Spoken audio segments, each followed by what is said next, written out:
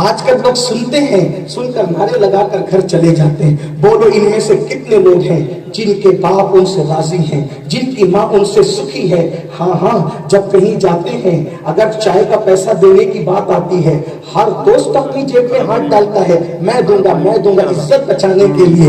لیکن جب گھر میں باپ بیمار پڑتا ہے تو بڑا بھائی منجلے سے کہتا ہے تو دے، منجلا دوسرے سے کہتا ہے تو دے، وہ چھوٹے سے کہتا ہے تو دے، بلکہ بعض کہتے ہیں کہ کیا میں ہی خرچہ کروں، اور میں ہی باپ، میرا ہی باپ ہے، میرا ہی باپ ہے، میری ماں ہے، میں ہی دوا کھانے میں لگاؤں، جتنا کمایا سب خرچہ کر دوں۔ نہیں نہیں، یاد رکھنا ہماری دولت کا سب سے زیادہ اگر کوئی حقدار ہے تو ہمارے ماں باپ ہیں۔ مسجد بنانے سے زیادہ ثواب اگر کہیں خرچہ کرنے میں ملتا ہے تو ماں باپ کے خرچہ کرنے میں ملتا ہے۔ مدرسہ بنانے سے زیادہ ثواب اگر کہیں ملتا ہے تو ماں باپ کے خرچہ کرنے میں ملتا ہے۔ اگر جملے تلخ لگے تو معافی چاہتے ہوئے، جان بخشی کرتے ہوئے اتنا بھی پیاس کر سکتا ہوں، پیر پر خرچہ کرنے سے زیادہ ثواب اگر کسی پر ملتا ہے تو ماں باپ پہ خرچہ کرنے پہ ملتا ہے۔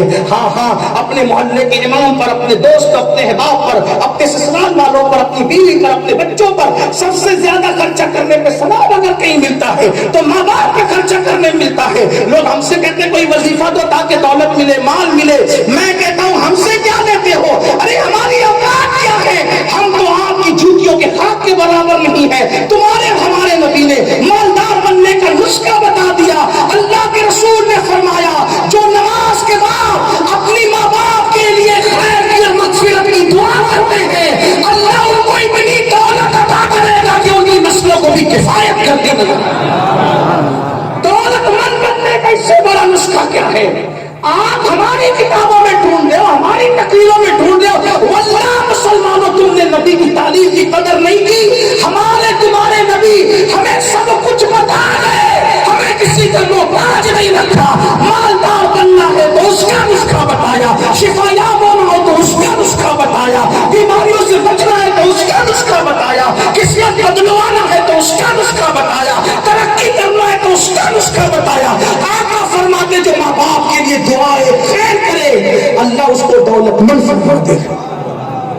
جو صرف دعا کرے وہ دولت مند ہوگا، جو ماں باپ پہ خرچہ کرے، جو ماں باپ پہ خرچہ کرے، اللہ کے رسول علیہ السلام فرماتے ہیں قیامت کی نشانوں میں سے ایک نشان، اللہ کے رسول علیہ السلام فرماتے ہیں قیامت کی نشانوں میں سے ایک نشانی یہ ہے کہ لوگ اپنے دوستوں پہ خرچہ کریں گے اور اپنے ماں باپ پہ ہاتھ تنگ کریں گے۔ دیکھ لیجئے، دیکھ لیجئے، کسی کو بھی دعوت دیں گے تو بڑا اہتمام ہوگا، لیکن کیا کبھی ماں باپ کے لیے بھی اہتمام؟ عید کے کپڑے خریدنے جاتے ہیں تو بچوں کے لیے یا دل کھول کے خریدی ہوتی ہے، اور ماں باپ کے لیے ارے ابا تو بڈھے ہو گئے، اب ان کو کیا ضرورت ہے سفاری پہ، ہے نا؟ ان کو کیا ضرورت ہے 2000 کے جوتے کی، ابا تو بڈھے ہو گئے، بڑھاپے میں کیا شوق ہے؟ نادان، تیرے ماں باپ نے تجھے اپنے سے بہتر پہنایا، اور پہننے اوڑھنے کی کوئی عمر نہیں ہوتی، پہننے اوڑھنے کی کوئی عمر نہیں ہوتی۔ اس لیے یاد رکھو جیسے ہمارے باپ نے، ہماری ماں نے ہم سے بہتر ہمیں پہنایا جب ان کے ہاتھ میں سب کچھ تھا، تو اب ہمیں بھی چاہیے کہ اپنی اولاد سے زیادہ بڑھ کر، اپنے سے زیادہ بہتر اپنے ماں باپ کی خدمت کریں۔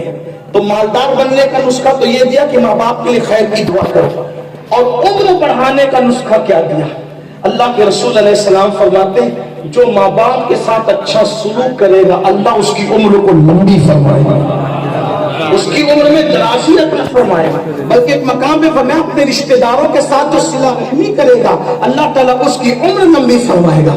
آپ دیکھتے ہوں گے کہ پہلے عمر 100 سال کے اوپر ہوتی تھی بہت سی، تو لوگ کیا کہتے ہیں ارے مولانا پہلے لوگ اصلی گھی کھاتے تھے اس لیے 100 سال کی عمر ہوتی تھی۔ اصلی گھی نہیں کھاتے تھے، اصلی تو ابھی بھی کھاتے ہیں، ہاں، بلکہ جو پہلے ملتا تھا اس سے زیادہ کوالٹیاں لوگ مینٹین کر رہے ہیں۔ پہلے پروٹین لینے کے لیے پتہ نہیں کون کون سے جڑی بوٹیاں پھلوں کو ڈھونڈنا پڑتا تھا، تو ڈبے کے ڈبے بھرے گھروں کے اندر سب کچھ ہے آپ کے پاس۔ تو کہا وہ 100 سال کے کیوں جیتے تھے؟ کہا نہیں وہ اصلی ہی کھاتے تھے، ان کی یادداشت کیوں مضبوط تھی؟ کہا کہ وہ تو دیسی بادام کھاتے تھے۔ یہ ساری چیزیں ڈھونگ ہیں، بے اصل یہ نہیں کہتا، لیکن یہ صرف بہانے ہیں. اصل چیز یہ تھی کہ رسول اللہ نے فرمایا ماں باپ کے ساتھ اس نے سلوک کرو تو عمر لمبی ہوگی. وہ علم میں آپ سے کم تھے، ان کے پاس ایجوکیشن کم تھا، لیکن وہ آپ سے زیادہ اپنے ماں باپ کی وفادار تھے. آپ نے خود دیکھا ہوگا کہ دادا دادی کے سامنے کبھی ماں باپ نے گفتگو نہیں کی. اماں ابا کے سامنے ایک دور تھا میاں بیوی گفتگو نہیں کرتے تھے. آج تو کیا ہو رہا ہے گھروں کے اندر، آپ دیکھتے بازو سے بازو بیٹھ کر کرسیوں کے اوپر زنا کے مناظر دیکھے جائیں. دادی بیٹھی ہے، پوتا بیٹھا ہے، دادا بیٹھا ہے، نانا بیٹھا ہے، ساری بے حیائی کا ماحول. ادب کہاں گیا؟ ایک زمانہ وہ تھا کہ بیٹا باپ باپ کے سامنے جو ہے پلٹی مار کر نہیں بیٹھتا. اگر ہوٹل پہ باپ آ گیا تو بیٹا چپکے سے جو ہے وہ اٹھ کر چلا جاتا تھا. باپ ایک گلی سے آ رہا ہے تو بیٹا راستہ بدل دیتا تھا. یہ تعظیم تھی، یہ احترام تھا. کہاں گیا وہ سب کچھ؟ ادب نہ رہا، تعظیم نہ رہی، اس پہ سلوک نہ رہا. بس آج مغربی تہذیب میں ٹوٹ گئے. اگر چاہتے ہو نسل میں اچھے بچے پیدا ہوں، ماں باپ کا احترام کی، ماں باپ کی تعظیم کی.